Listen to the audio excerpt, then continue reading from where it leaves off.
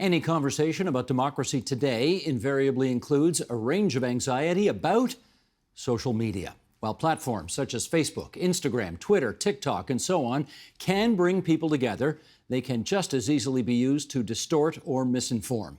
An initiative started 2 years ago by the Public Policy Forum set out to find solutions. It's called the Canadian Commission on Democratic Expression, and it's issued a comprehensive report. Let's find out what they learned and recommend as we welcome 3 members of the Commission.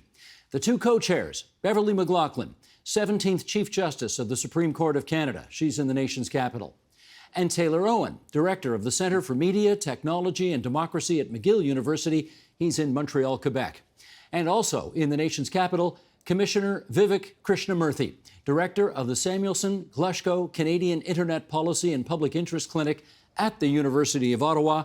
And we are delighted to welcome you 3 back onto our airwaves tonight here on TVO.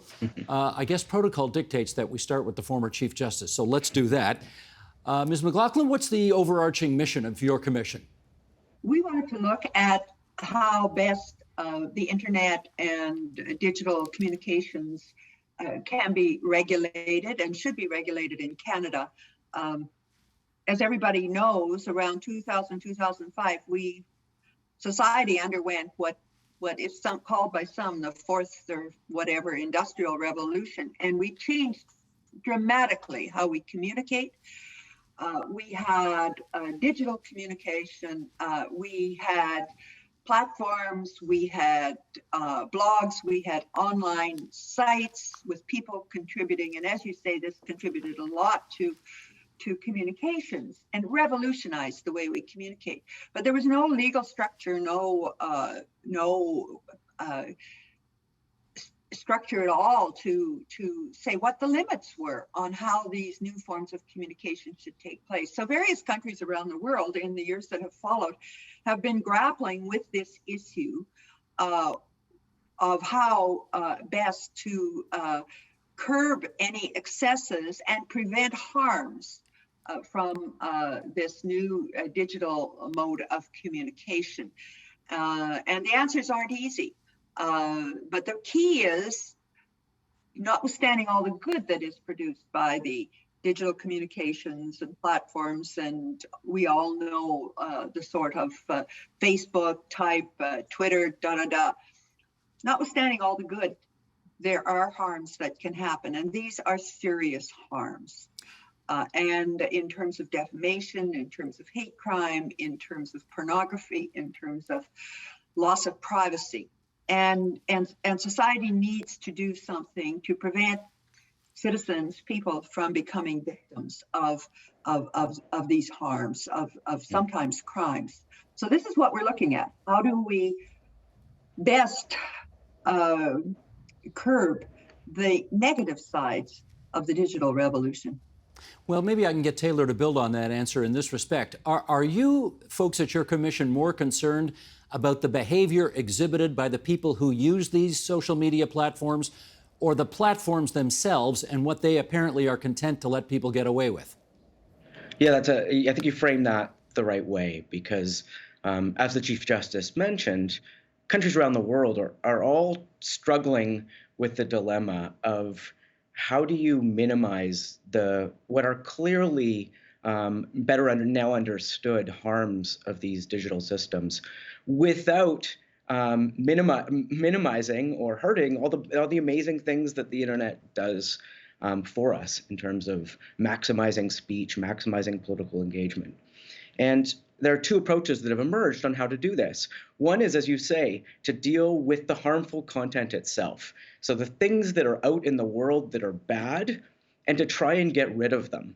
And it's kind of understandable why we would want to do that. Those are the things we see and feel. They're the things politicians see and feel, citizens see and feel on the internet. And the German government, for example, went down that route. They said, platforms, you need to take down all of this particular kind of bad content in a very short period of time, or you'll be fined significant amounts. And initially, the Canadian government signaled that it was going to go down that path as well. But there's an alternative model emerging that I think really is becoming the global standard in democratic societies, which is, as you say, to not regulate the content and what can and can't be said, except in the most extreme cases of potentially child pornography or terrorist content or clear incitement to violence.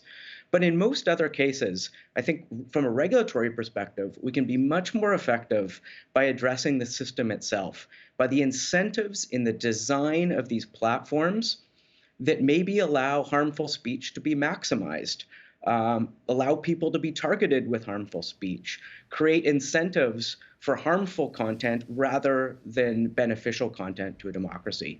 So that's the path we've recommended. And frankly, it's where the EU or the UK, where also a whole number of like-minded democratic societies are headed. And Vivek, maybe I'll get you to pick up the story there, because it certainly seems to many observers as if these platforms, these companies, social media companies, have a built-in mission to inspire people to be as angry and engaging in their anger as possible, because, of course, more anger begets more usage begets more eyeballs begets more advertising. That's built-in toxicity. How do you get around that? So this is a real challenge with these platforms, and it's actually not a new challenge when we think about it. There were a lot of media critics mid-century who were talking about if it bleeds, it leads, and how TV is this vast wasteland because of commercial incentives, right? We want to create popular content. So social media, of course, amplifies some of those trends on steroids, right? Because it's much more effective at targeting content precisely and at responding to what people seem to like because of the use of algorithms to curate that content. So part of what I think we need to do here is that, there's a lot of good in that model too. It is able to show people what they want and bring people together with things that they're interested in. So part of it is really just moderating some of the excesses of that business model by not necessarily undermining it completely. I think ad-supported services have a lot.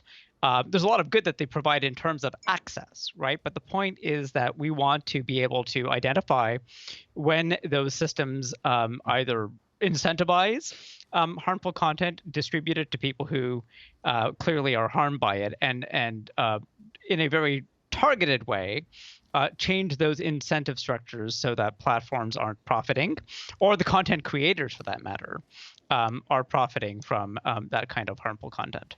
Well, let's go into this alternative model that the three of you have unveiled in your commission's report and recommendations. And I guess, broadly speaking, they come under three themes. And the first is transparency. So, Madam Chief Justice, let's start there. How do platform companies, in your judgment, get more transparent? Well, I think governments need to incentivize transparency or regulate it somehow. Right now, there's, or at least in the past, there's been very little transparency. The companies who develop the platforms come up with their own algorithms, and nobody knows what those algorithms are or exactly how they work.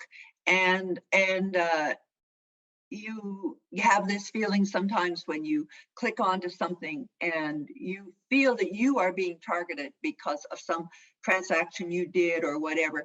People have this feeling, but they don't know exactly what the algorithms are doing out there to target them. And when you get into the amplification of hate and terrorism and that kind of thing, this can be very, very serious. So I think what we want to promote is more transparency in these algorithms. Instead of it being just a black box, nobody knows.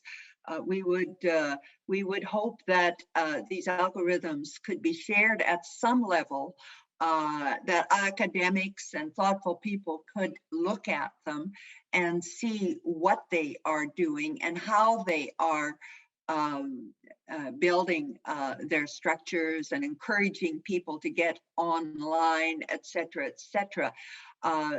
This is not nefarious for most platform content, but when you get into terrorism, when you get into hate, when you get into some very serious conspiracy or racist theories, the way people are targeted and how they're targeted, and young people being targeted, kids being targeted, this becomes very important. So we're hoping that we can get more transparency.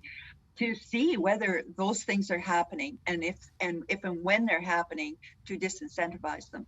Well, Taylor, I do want to raise the red flag with you that the Chief Justice hinted at there, because giving, admittedly, an arm's length regulator top-level access to these platforms will sound plenty concerning to some people. Now, tell us why we shouldn't be concerned about this. Well, I think we absolutely should be concerned about that. And I think the core principle of making data transparent should not be to give those data and powers necessarily to a regulator, but to give them to, in one level, to citizens. So what should we as users have more access to information about? So things like ad targeting, for example. Should we as a public, as citizens in a democracy, have more information about how our behavior is being targeted and us as users are being targeted with these very powerful behavioral advertising tools that the platforms sell? Canada has already made that mandatory during elections. We're just saying that probably that should be all the time. We as citizens should probably have that right all the time. But there's another level of data that gets at that power asymmetry that the Chief Justice was mentioning, which is, at the moment, we know these platforms have a tremendous effect on our lives, on our politics, on our social cohesion. And yet there is a real power asymmetry with the knowledge of that potential harm and potential benefit. The platforms have access to all of these data and can do studies on it. And us as citizens or as researchers don't have access to that. So what we're saying is, don't give those data, these more sensitive data, to governments, but allow a certain level of research access to them. And again, this is what's a norm that's emerging globally. The EU is doing this, the UK is going to do this, Australia has done this, which is create places and privacy-protected environments where researchers and qualified experts can engage with these data and better understand these systems from a public perspective, not just from the corporate perspective. All right, Vivek, we mentioned a few moments ago that there's sort of three general themes under which your recommendations come. We've done the first, transparency. Let's go on to the second, accountability. How can you hold social media platforms more accountable? So to build on some of what the Chief Justice and Professor Owen described, we're taking an approach in this commission of prevention of harms rather than addressing harm after it's occurred. So a key part of that is, what does the accountability mechanism look like for a platform? Is it that you are liable for something bad that's happened after it happens? Or should we try to hold you to a standard that requires you to take actions to prevent those harms in the first place? So the centerpiece, I think, of this report and of our approach is this idea of the duty to act responsibly. So it would be a new legal duty that's going to need to develop, and it's purposefully vague for a reason, which is that we sort of discussed, do we want to have a really detailed set of standards or rules as to what these companies have to do? And there's a wide variety of companies with different services and business models, and there's a lot of evolution in this sector too. So we came up with this idea. It's a broad duty, and we started to flesh it out. But the idea is that it would develop in time through the regulator, through litigation, and through interaction with the public and civil society. So the core of the duty, as we see it, is first of all a requirement for platforms and other actors in this space to understand what the risks are of their business model, so to conduct risk assessments. Second, moving from that, is to show that you're acting upon the risk assessments, right? That there's meaningful change in terms of the systems you have to detect harms, how well you're performing, et cetera. And then that's backed up at the end with accountability mechanisms for those who don't do well enough. And the idea is not so much to penalize platforms for making the wrong call on a specific piece of content or a specific incident where they did not respond well enough. But the idea is that if you're showing a systemic failure to address the risks that emerge because of the kind of business that you have, at that point, there would be some kind of liability. So this is, quite a different approach from what the government had presented last summer when it engaged in a public consultation. That model was really, as Professor Owen mentioned, built on the German model of, if there are certain kinds of content that fall into certain categories, you must take it down very quickly. Otherwise, you face fines. Our aim is to say, build the system to prevent that kind of content from either appearing on your platform or from being widely distributed in the first place. And we're going to try to hold you accountable for that instead. Well, Madam Chief Justice, let me pick up at the end of that answer then with you. And that is, I think we all understand this sort of statutory duty to act responsibly. And I just wonder, well, let's see how far that goes. Does this duty for the platforms to act responsibly mean, for example, that Facebook could be held partially responsible for the actions that took place on the 6th of January of last year in the American Capitol? Because after all, a lot of people involved in that activity, that insurrection, used Facebook to help them organize and attack the Capitol. Mm-hmm. Well, that's a very good question. And as I think Vivek mentioned, we haven't filled in the content of the duty to act responsibly yet. Our model was the common law negligence doctrine, which says that you have to go on the principle that everyone is your neighbor and that you are not going to commit foreseeable harm, or you will not negligently overlook foreseeable harm and cause harm to your neighbor. So I think foreseeability will probably have a big role to play in this as it develops. But we are at very early stages here, and we're going to have to see exactly how this duty develops in specific situations, which will take into account the peculiarities, the features of digital communications and platforms and so on. I would hope that foreseeable harm would be caught. Was January 6th foreseeable? I would leave that to others. But the idea would be that you should act responsibly. You should look ahead. You should look down the road and say, is what we're seeing pass on our platform right now likely to hurt somebody? Probably will it hurt somebody? We should expect platforms to ask those questions and have their systems set up so those questions are asked. And as this develops, it will achieve greater detail and sophistication, we hope. Well, Taylor, I'd open up the other end of the Pandora's box and ask a different kind of question, because it's not unforeseeable that somebody who's a typical user of one of these platforms would say, you know what, you're infringing on my free speech rights and I'm going to sue you for doing so. Have you anticipated that?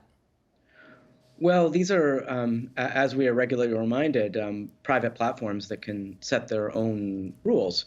So largely, when one opts into these platforms, one is also opting in to their particular policies, not just about what can and can't be said, but what the incentive structure are for certain kinds of speech to be amplified to large numbers of people. So yes, we want to maximize everybody's right to speak, but we don't in turn need to allow for the incentives for harmful speech to be amplified even further. And that's a fundamental difference there, I think. And just to build briefly on Chief Justice's answer about January 6th, I think we can use this model that around risk assessments and risk mitigation to tell us something about how perhaps if this system was in place, platforms might have behaved somewhat differently.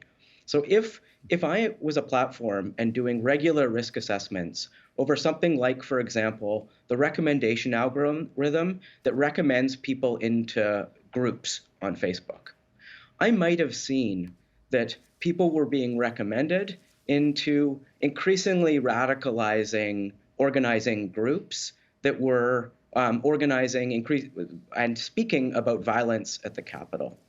Now, my risk mitigation strategy might have been to turn down that algorithm that was recommending people into those groups. It may or may not have. If I then learned something about that radicalization around the January 6th event in the United States, and I saw something similar happening in Canada, a risk mitigation strategy might have used that knowledge to downplay and minimize that risk in Canada. But right now, that is not how the incentive structure incentivizes the platforms to calibrate their systems.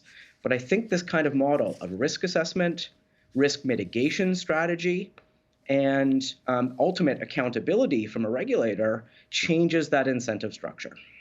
All right, Vivek, let's move on to you then for the third theme or bucket in which you folks have made recommendations, namely empowering users. How do you shift the balance of power to users and away from the platforms? That's a great question, and it's one that we struggled with. The way that large platforms have developed, involves a real centralization of power in a very opaque way. So platforms collect a great deal of data about users. They buy that data, often from commercial sources. They're able to track what they do on their platform in very fine-grained ways, such as, where do you move your mouse? What do you hover over? Use that, of course, to sell advertising, and often make it really, really hard for competitors to develop or for people to access alternative services. So there's a few important things that we focused on, and again, this is consistent with what's happening internationally, especially in Europe, but even to some extent in the United States. So one of our key recommendations, and this sort of falls more into a privacy law reform, and we think that privacy, again, is very linked up with this set of issues, is that people should be able to take their data with them if they want to use a competing service.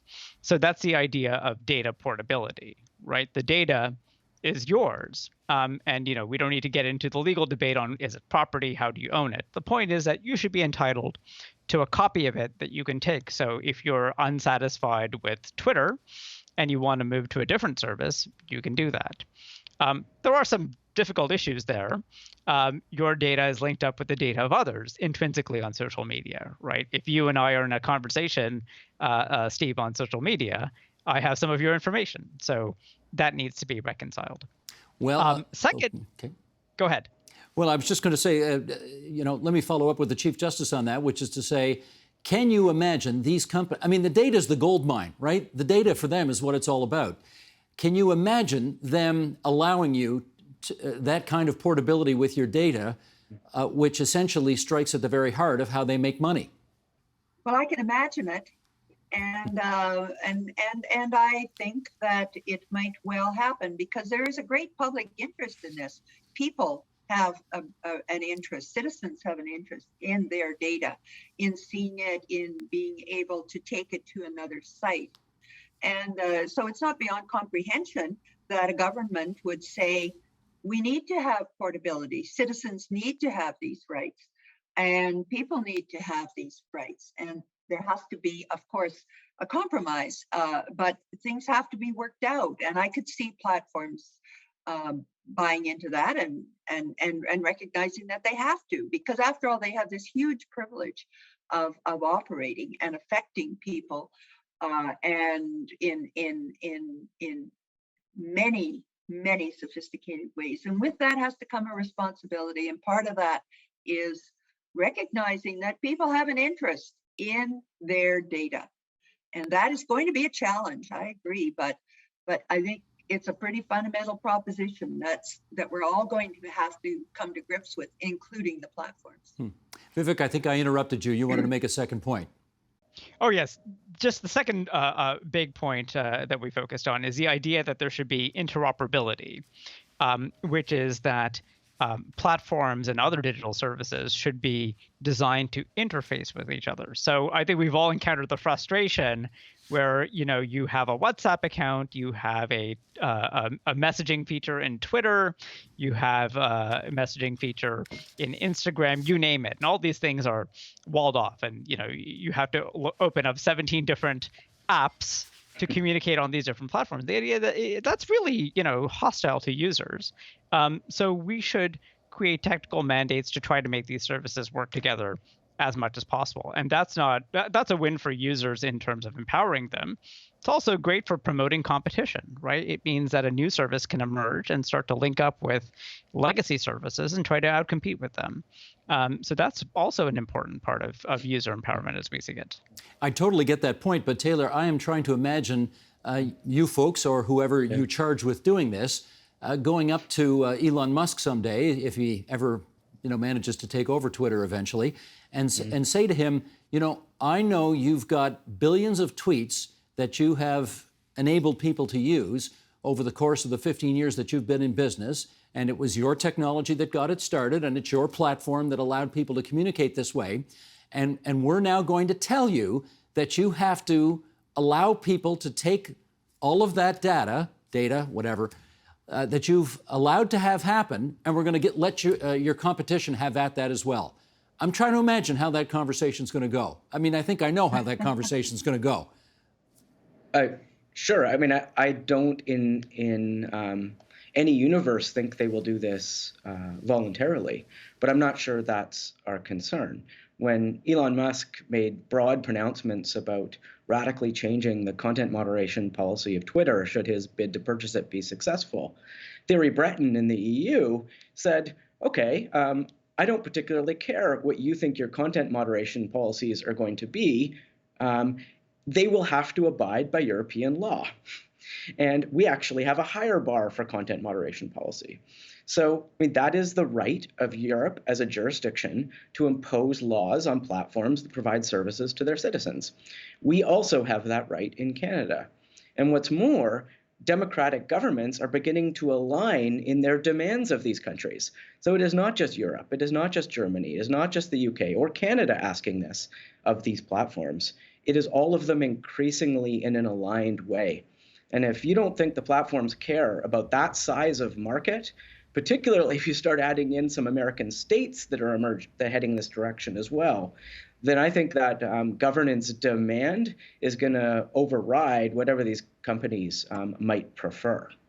Well, Chief Justice, can you sort of play that out for us? I'm interested in how you see this unfolding, because I can certainly imagine massive fights, lawsuits from now till the end of time, or somehow they cooperate. I don't know which way it's going to go. Do you have a feeling about it?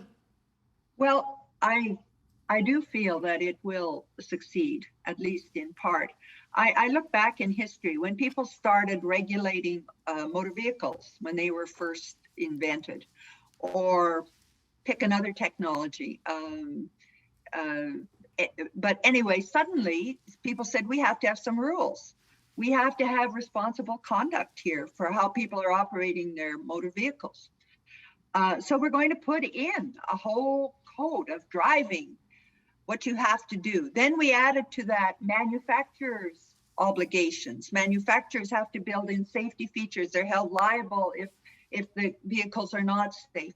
And you end up with hundreds of thousands of regulations around driving, around motor vehicles, around highway operation, et cetera, et cetera. A whole system is built up, and it becomes voluntary. Everybody, in the end, says yes, for the good of society, for everybody, we have to cooperate on this, or the harms will be too great. And there were fights along the way. I remember when I was quite young, the rule came in that people had to wear seatbelts in their cars. Well, there was a huge fight over that, and many people refused. But ultimately, compliance was established. So I can see the same sort of thing happening in this sphere. Now, that argument works if we assume that an actual highway and the information highway are analogous.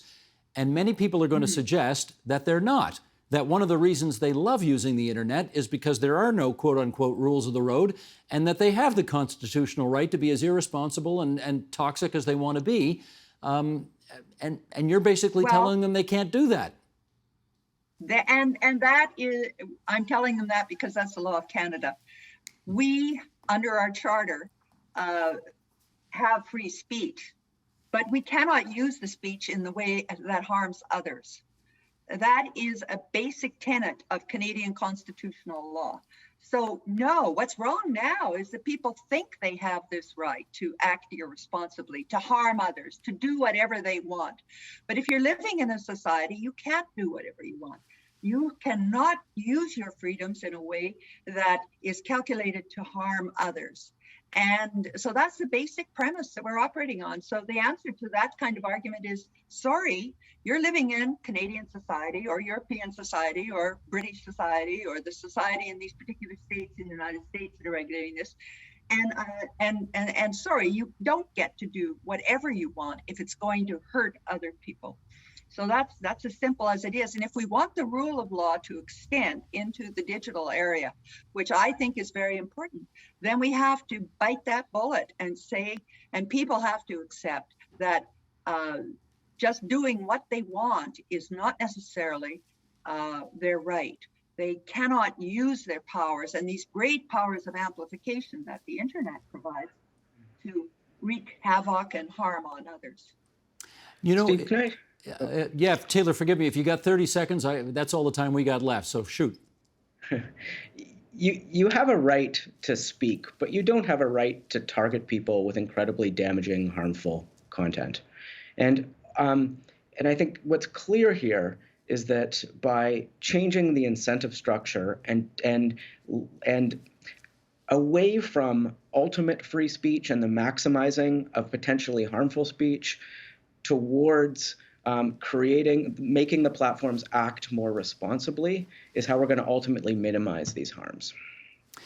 We are very happy to have been able to maximize your time here on TVO tonight. I want to thank the former Chief Justice of the Supreme Court of Canada, Beverly McLaughlin, and her co-chair, Taylor Owen, at McGill University, and Vivek Krishnamurthy from the University of Ottawa for joining us here on Her Majesty's Junior Public Broadcaster tonight. Thanks so much, you three. Thank you. Thank you. Thank you. The Agenda with Steve Paikin is made possible through generous philanthropic contributions from viewers like you. Thank you for supporting TVO's journalism.